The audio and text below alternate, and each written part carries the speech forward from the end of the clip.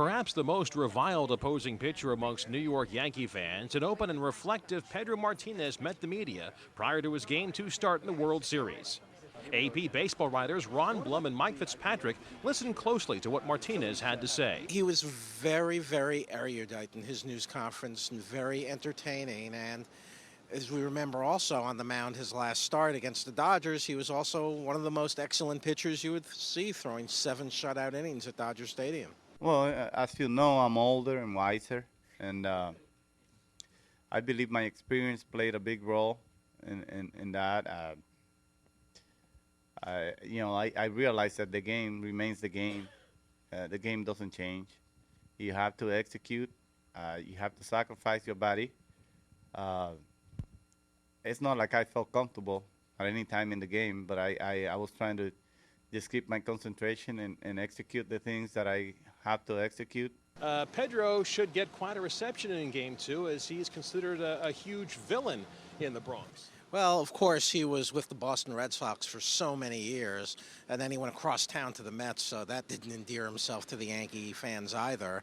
And yeah, I would expect a lot of choruses of "Who's Your Daddy" out there. And if he's half as entertaining on the mound as he was in his press conference on Wednesday, it should be quite a night.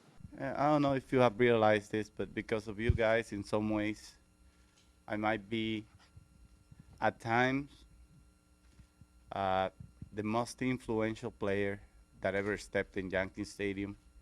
I have all the respect in the world for the way they enjoy being fans. Sometimes it might be giving you a middle finger, just like it will be,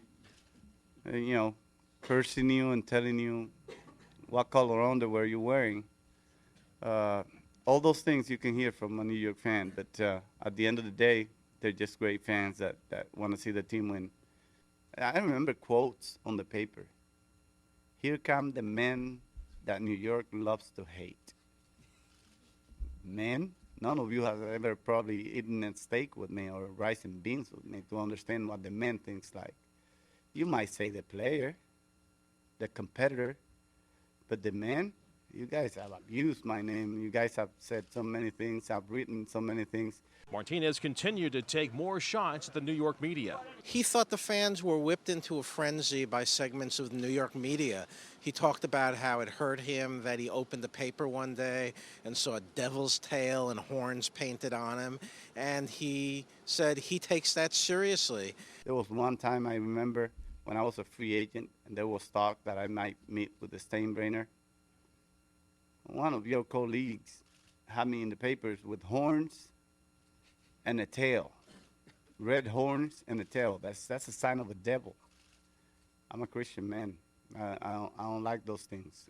I take those very serious, and those are the kind of things that the fans actually get used to seeing, and actually sometimes influence those people to believe that you are a bad person, that you are like an ogre. But he's a 3-time Cy Young Award winner, and his start in Game 2 added more electricity to this year's Fall Classic. Pedro Martinez will come out here, the crowd will be whipped into a frenzy against Pedro, and Pedro will feed off that energy of walking out here, bottom of the first inning, and the place should be booming with choruses of "Who's Your Daddy." The way people perceive me in New York, I don't know if they got to know me a little bit better after I got to the Mets. It's totally different than the way I am. I just compete, and yes, I will do whatever it takes to beat you.